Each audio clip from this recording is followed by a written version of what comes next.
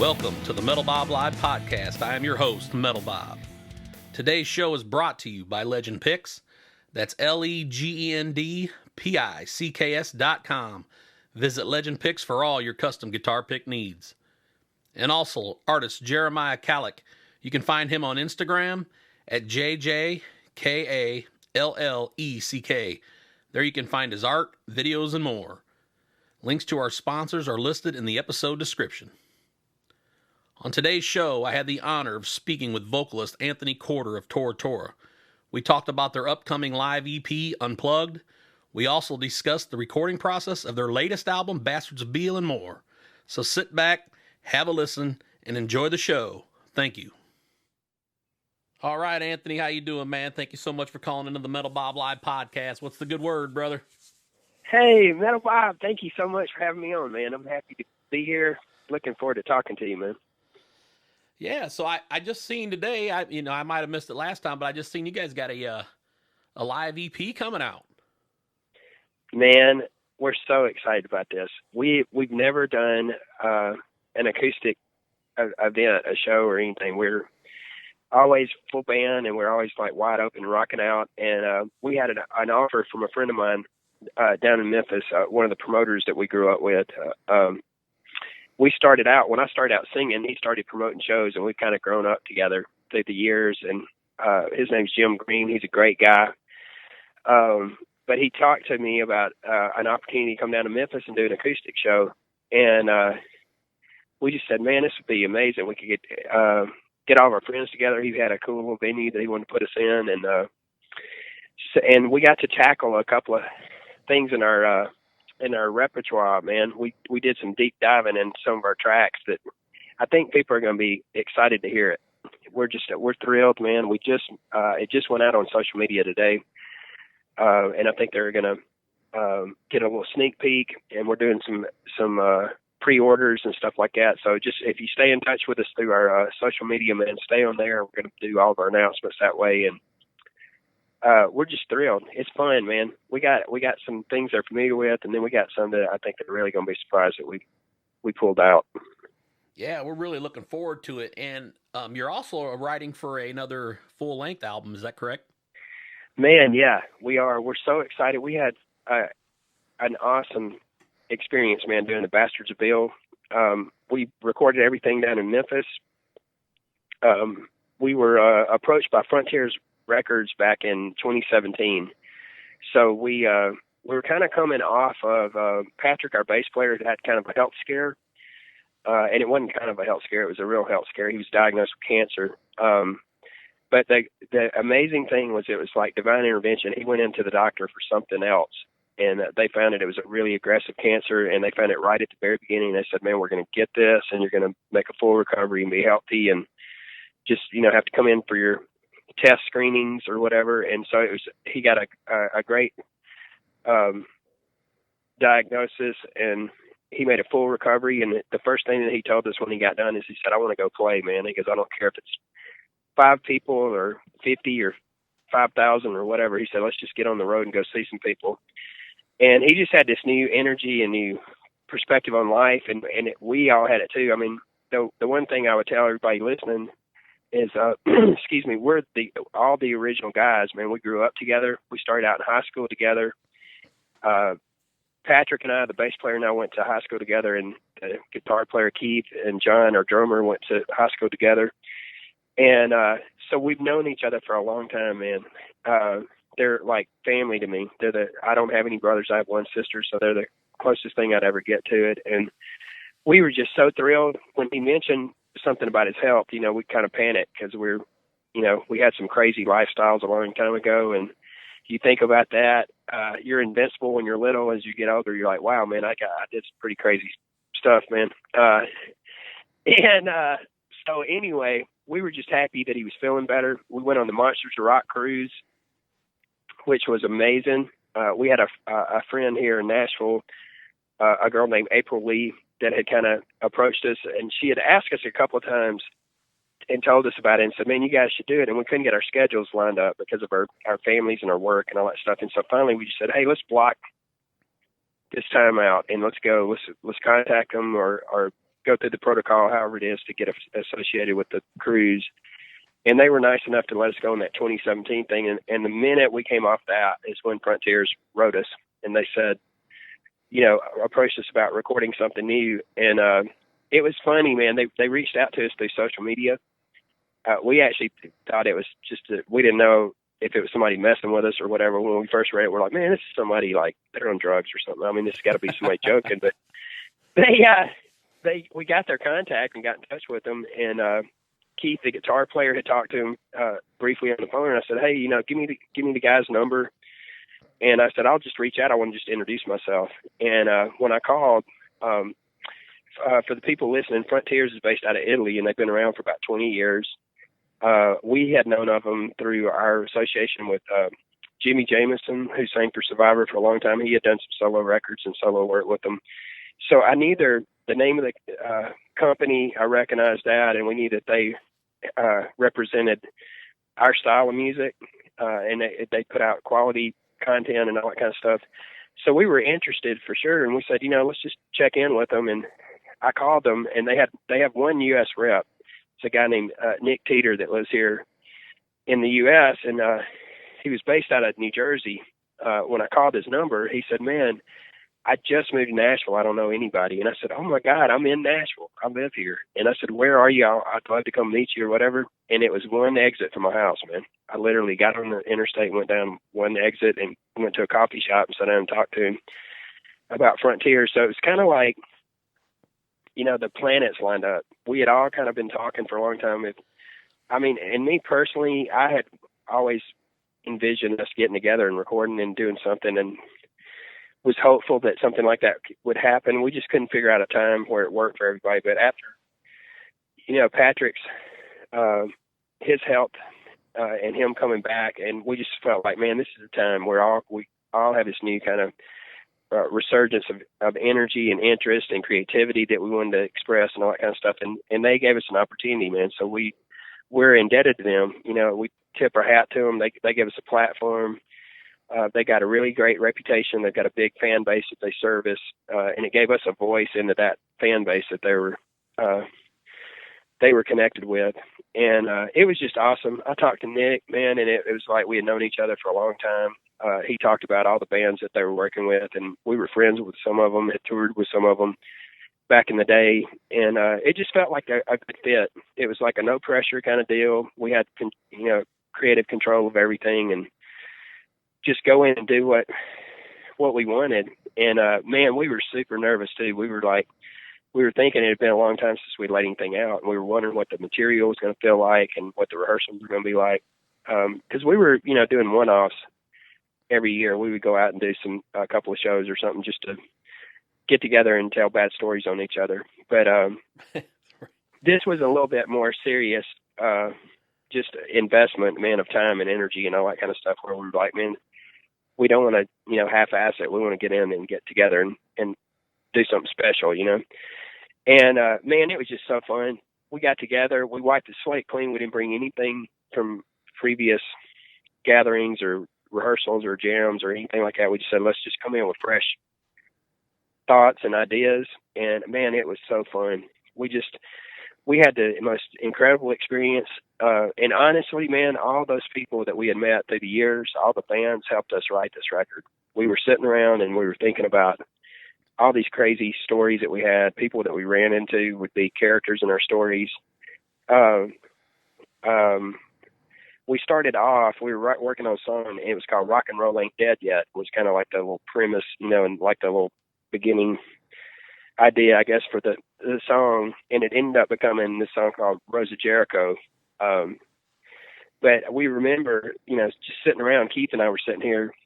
He actually came to Nashville and sat with me one day just for a writing session, and came up here and we were talking, and we just started thinking about all the characters out on the road and stuff. And we were like, man, they're like going to be the influence of this record. This is just going to be so fun to go back and visit all these memories and these ideas and experiences that we've had with everybody.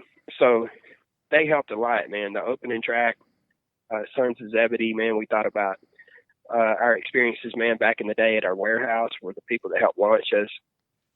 and how we created like a community and a culture there, and that expanded all over the United States, man. We had a record deal with A&M. It happened. And then since then, I've seen it here in the culture in Nashville, man. There's so many rock people that live here in Nashville. It's crazy. Y'all wouldn't believe it. The people that are listening, it's everybody, man. Cinderella and Winger, and some of the guys that play with Alice Cooper, John Corabi. I mean, all these people. And it's a great place to live. Nashville's an amazing place. I'm super biased to Memphis, of course, because I grew up there. But I love Nashville. I've been here almost about 15 years, so I love it. But anyway, we just the Bastards Bill thing was amazing. You were kind of asking about that, and the whole experience of that was amazing. We recorded at Sam Phillips Studio.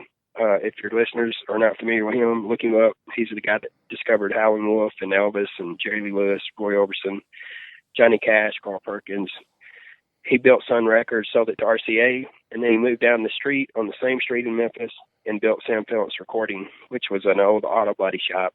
He gutted it, and he built the whole studio himself to his specific requirements. He built the echo chambers, and it's still decorated like 1960, man. When you walk in there, you feel like he's just going to walk in any second. It was just such a cool vibe, and we freaked out because we were thinking about all the people that had worked there, man. Everybody from Bob Dylan, one of my favorite people, Robert Plant, had recorded there. So I was like, oh my God, I'm getting to record at this place where they can't record it. And it was so fun. It was inspiring. We worked with a guy named Jeff Powell.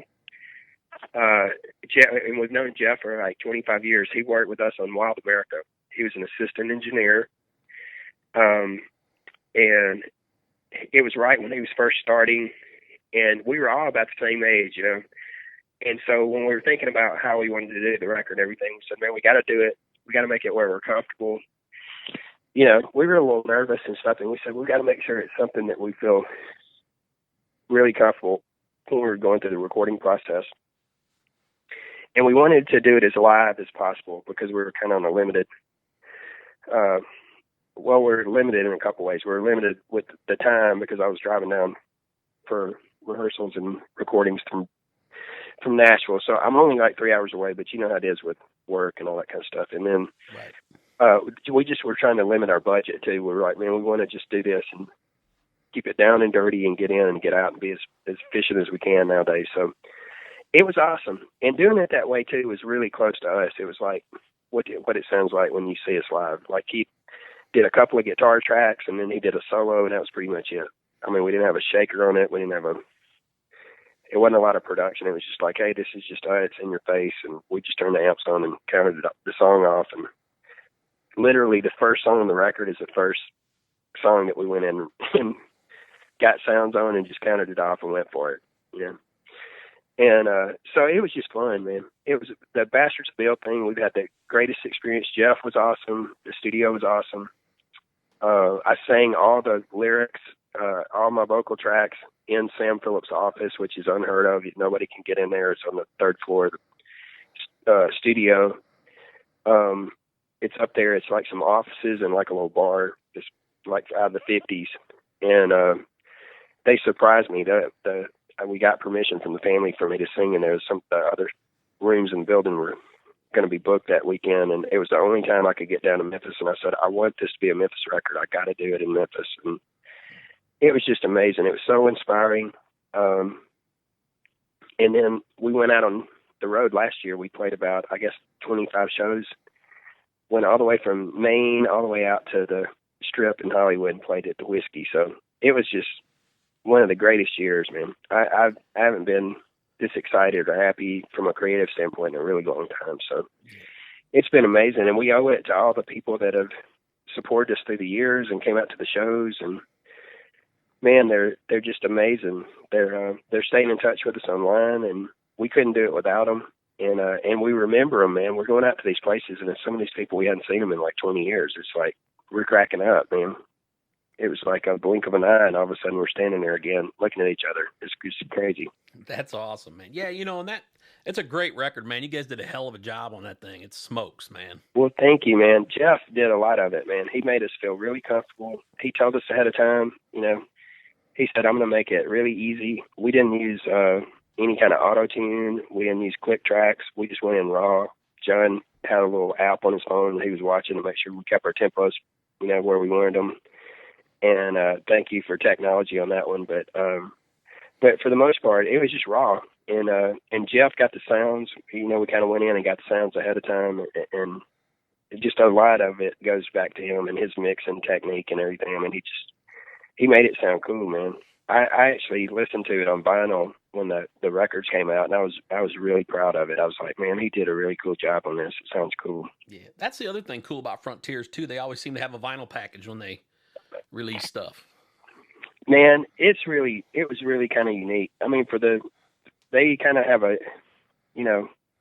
specific group of people they're talking to, and that's a great part of it to have that as an offering. And people are digging it, man. They like looking at the artwork and reading the lyrics and looking at things and the stuff that we remember, holding something tangible in your hand and looking at it. And we loved it. Oh, and that's the other thing I should have told you. I didn't think of this, but there's a guy named Dean Tomasek. He's the the artist that did all the artwork for us on the record.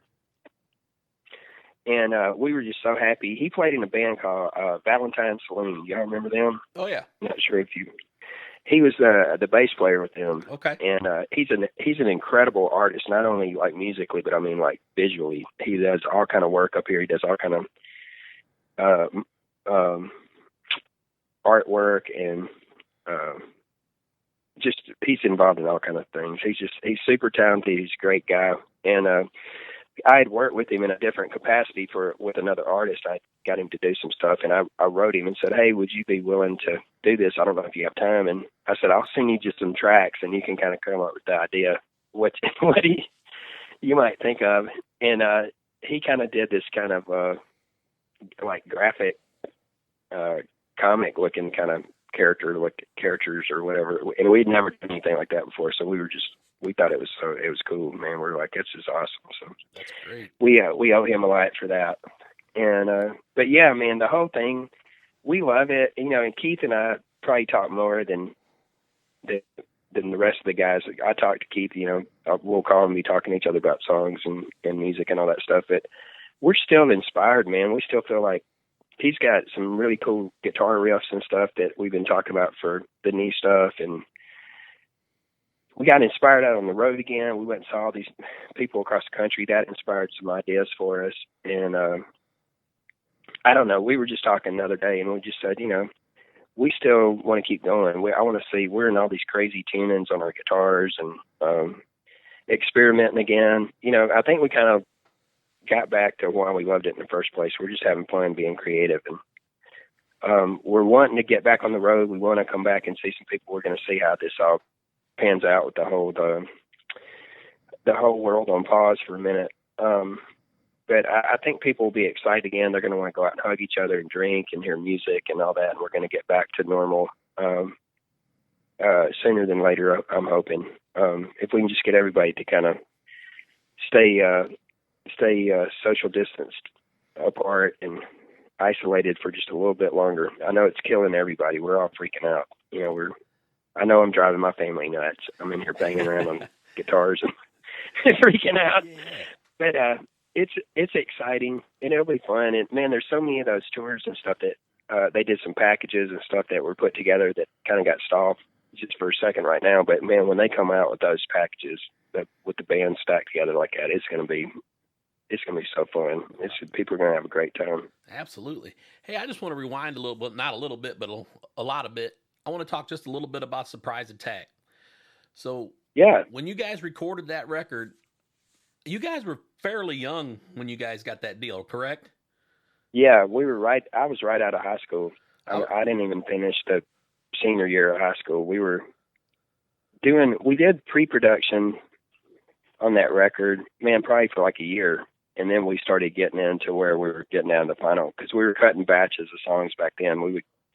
We'd write 5 or 6. We'd go in the studio and listen, and then we'd say, we really like this one out of those, and then that set the bar. And then we'd say, let's go back in and work on our, our chops and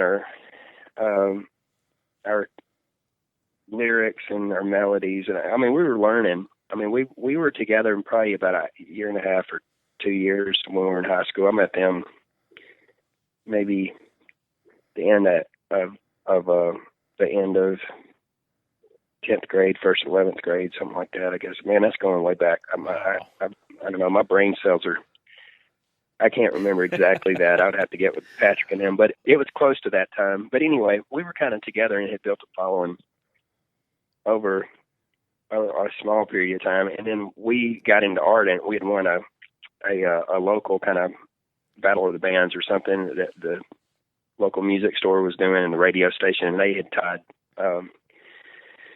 part of the package, the winning package, was you got to go into Ardent, and it was just, I don't know, man, divine intervention. I don't know how we even ended up getting there. There were so many talented people back then around Memphis, so many bands, so many great players, and we were all young. We were all kind of high school or just right out of high school, and they didn't really have anywhere for you to go listen to original music, but there was a couple of venues, and one of them specifically was the New Daisy down on Bill Street. It's still there. It's about, 900 or 1,000 seat theater, and the guy that ran it, Mike Glenn, would let people come in and do original music, and we owe a lot to him. I mean, he gave all those bands back then, he gave them a place to play, and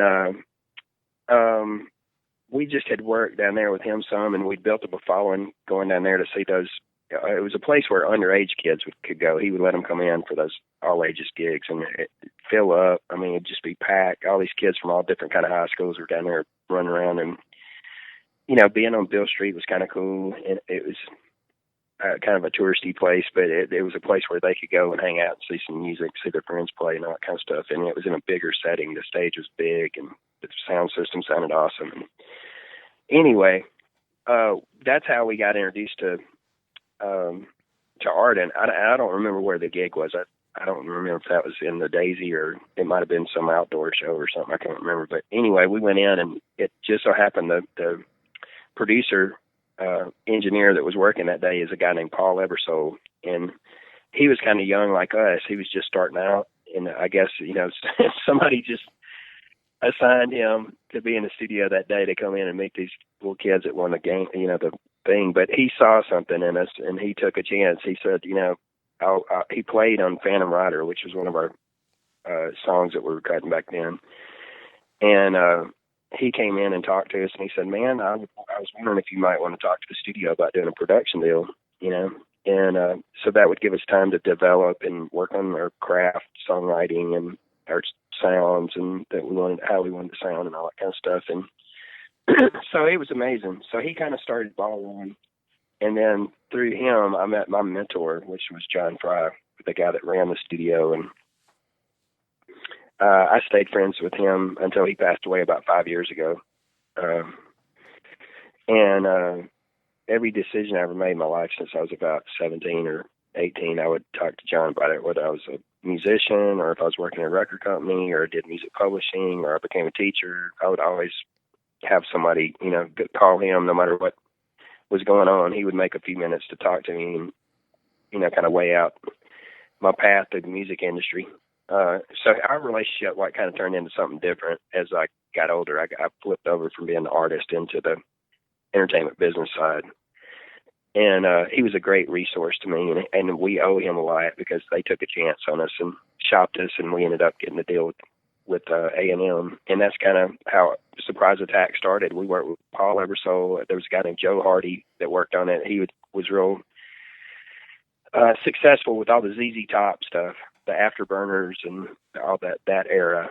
And for him to come on and sign on to do a record with us gave us a lot of credibility. It made the people within our trade, within the industry, started paying attention. They were like, hey, this is some little kids out of Memphis, and Joe's kind of signed on to do it. And so we kind of built up some momentum. And the cool thing about working with Paul and Joe on that record is, man, they were just crazy. And we got to experiment. We got to try all kind of things, all kind of instruments, all kind of microphones and drums and miking techniques and amps. And I mean, it was just, man, it was like going to school. It was awesome. It was cool. They would just try stuff all the time, and they were really patient with me.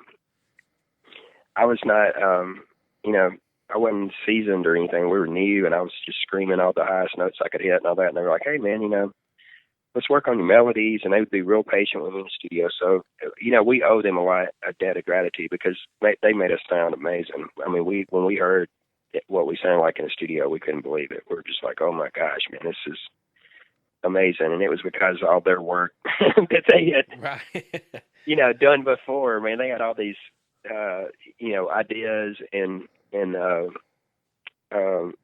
tools and equipment and all that kind of stuff that they looked at in the studio, and they said, wow, this would be something, cool. We could use on this, on Anthony and our own Keith's guitar sound. And it was just amazing. It was like, we spent probably about a year recording that record. I think we started in 88 and it came out in like 89 or something. Right. And it was just amazing. It was so fun. We're still so proud of it. I mean, the way that they worked on it, and it still stands up when we listen to it. We're like, man, yeah, I still like my voice is a lot different nowadays, but I mean, back then I thought they did such a great job with it. And they gave me a lot of freedom. They let me try a lot of stuff, and it's awesome. Paul is here in Nashville. I still see him. Joe passed away. We miss him, and just Ardent in general. Everything about that place. If we weren't on the road, we were in there just driving those people nuts. We would go in and right on, change the pictures around on the wall. We'd redecorate and do. We're just delirious little kids, man. We were running around. If we weren't playing, we'd run to be in the studio, being creative and stuff. So we would go hang around. And so for about 6 years, that's where we hung our hat. We never recorded at any other studios. That's why the Bastards of Bill is really unique, because we had never recorded anywhere else in Memphis. We always went to Ardent. And we kind of thought about that and thought about going back to Ardent. And then when we were talking to Jeff, we just said, you know what, man, why don't we just come to Sam Phillips? It'd be really unique. It'd be something different that we've never tried before. And I think it gave it kind of a special sound to it, just being somewhere different. Right. As good as that record was, man, do you have is any of them, do you like better than the other? Or you kind of like them all the same, or you got a favorite? Man, I really love Wild America. I know it's crazy. That one didn't do as well as all of our other records. I was kind of hoping as the first one, but I love that record because we became, I think that's when we kind of switched gears from, we were really green, and it's in any offense or anything to Joe and him, but I mean, we were just trying to figure out what we were doing. We couldn't even believe we were in the situation we were in. Number one, it was like getting hit by lightning, and we were like, oh my God, we're doing a record for real. And we had never toured or anything. I mean, that was, we wrote the record, we did the record and everything at home, and had never done anything. But Wild America was after we toured for Surprise Attack, and we played on the road for like 2 years off of Walking Shoes. I mean, we put Guilty out and Phantom Rider, but I mean, Walking Shoes definitely was the one that just, I mean, it got us so much momentum when that song first came out that we ended up doing 2 more singles off that record. But right. As we were winding down Surprise Attack, we had Phantom Rider out, and we were on tour with Bonham and the Cult, and we played our hometown Coliseum on that tour, where we had seen everybody, AC/DC and Van Halen, everybody. We were on that stage, and we couldn't believe it. I mean, we walked out at soundcheck. We were like, oh my God, we're looking at the audience from this view this time. It was like something off TV or something. It was crazy. And, but anyway, the Wild America, we had become more seasoned, man. The Patrick and John, the rhythm section had gotten so tight, man. We played every night. We were playing like 11 shows in a row. I mean, we were like cruising, man. And, so the rhythm section got really tight. Keith's chops got great on the guitar. And I got more confident in my singing ability. And I realized that, I had learned a lesson on the first record that I tried to hit every high note I could on every, just because I could. I was in there on the microphone. I never heard myself like that before. And then I realized when I got on the road, I was like, oh my God, I got to do this every night.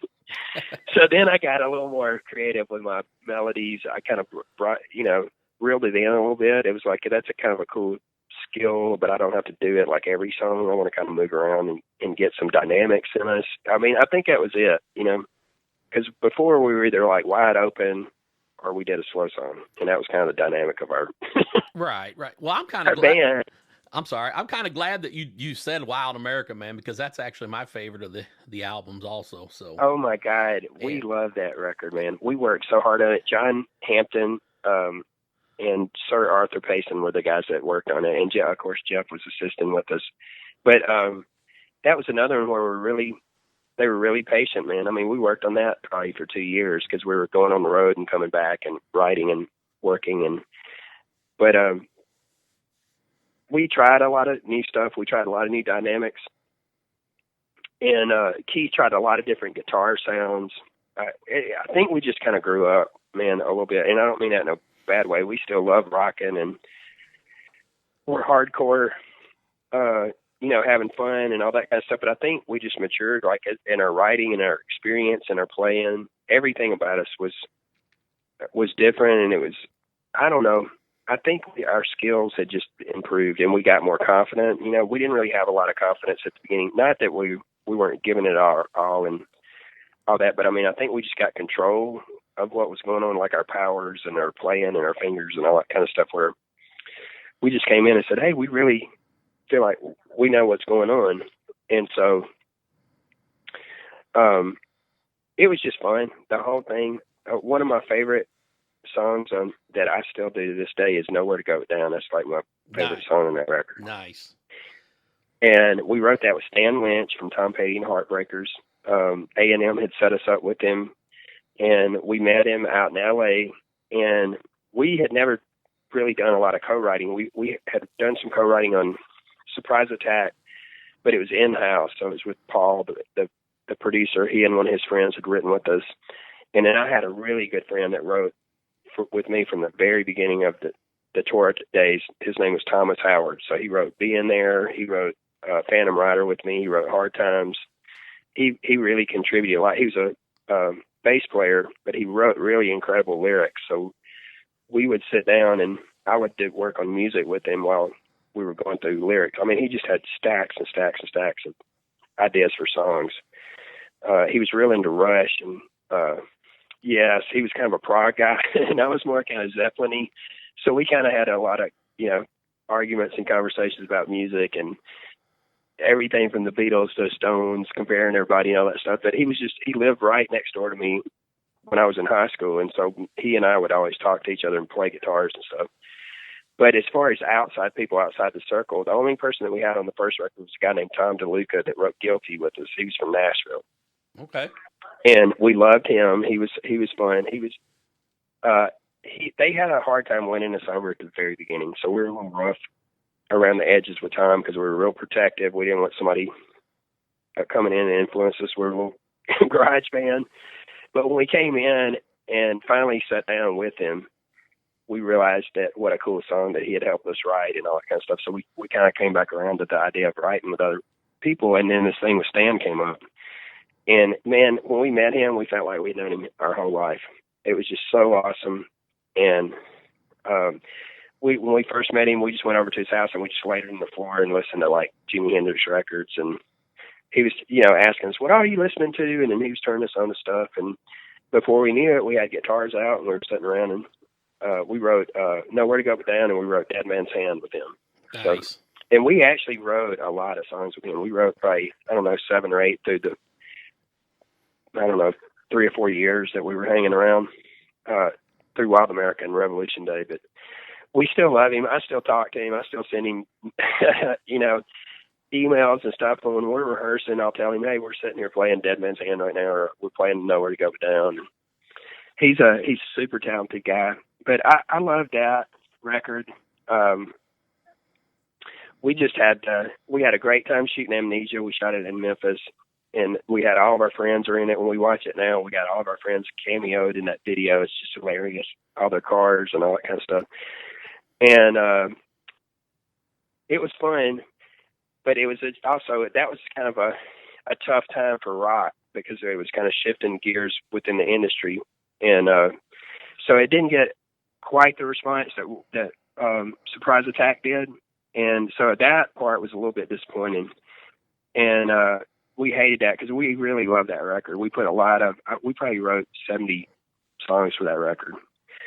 And so whittling it down to those 14 or whatever, and then we had it down to 12 or 11 or whatever. It got really hard. We got real protective of our songs we had worked on. They become like your little children. People always joke around and say that, and it was true. We got real, like, we had to figure out sequencing, and were we having enough tempo? Do we have too much tempo? Do we not have enough? Do we need, get rid of all these ballads we're writing? And we're kind of a mid-heavy band anyway. We kind of hang our hat there. So I don't know if it's just ingrained in us from how we grew up or whatever, but our personalities or whatever. But yeah, absolutely. But I've always been acoustic-y, and Keith's always been like super, crunch meister. And we laughed on Bastards of Bill, actually, because he played a lot of riffs and stuff for me when we first started on acoustic. He would send them to me on his phone, and I was like, man, we've swapped places. I'm like up here plugged into an amp, and he's on acoustic. It's like really funny.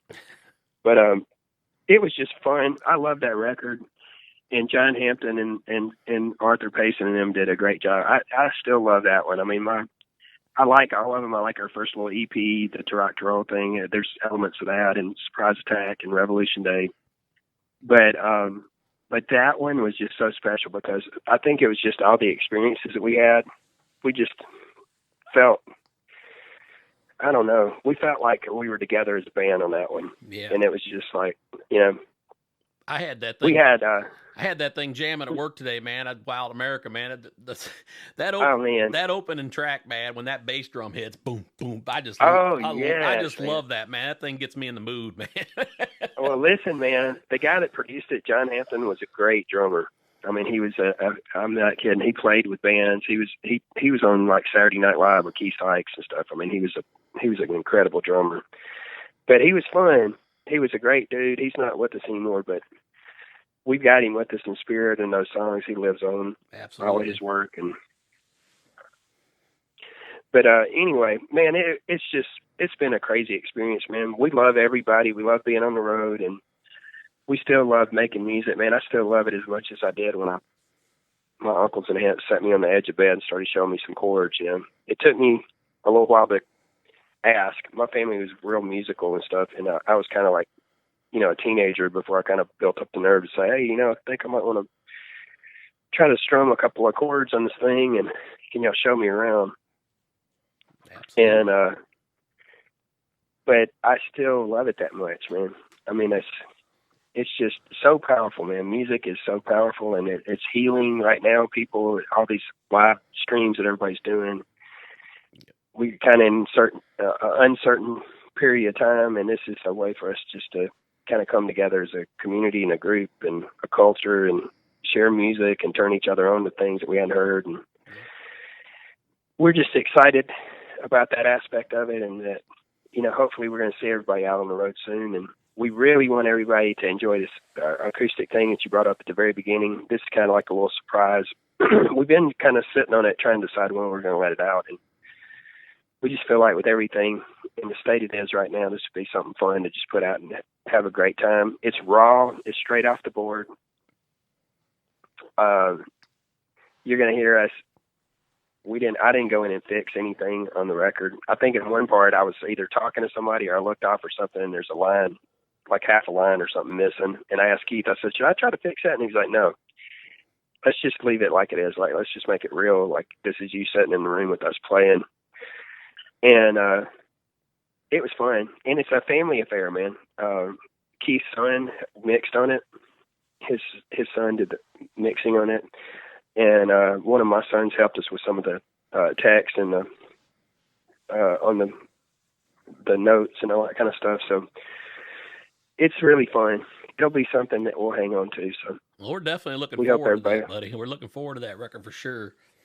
Also looking forward to the new full length too. Is there any release date for the full length recording yet? Or man, it's not. I told you at the beginning we were kind of thinking about going in May, but for right now all that stuff's been pushed back, put on hold for a second. But man, I'm gonna stay in touch with you because if we get working on it, I want to update you for sure. Absolutely, man. Definitely want to have you back on, man.